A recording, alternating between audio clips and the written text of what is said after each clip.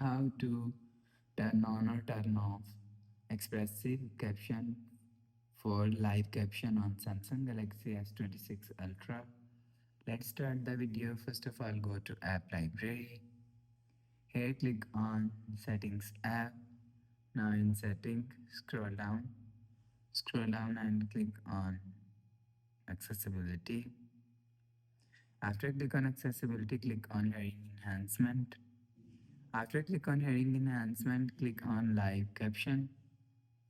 After click on Live Caption, scroll down and you will see Expressive Caption is here. If you want to turn off Expressive Caption, turn off this button.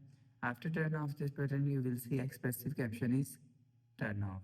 If you want to turn on Expressive Caption, turn on this button. After turn on this button, you will see Expressive Caption is turn on.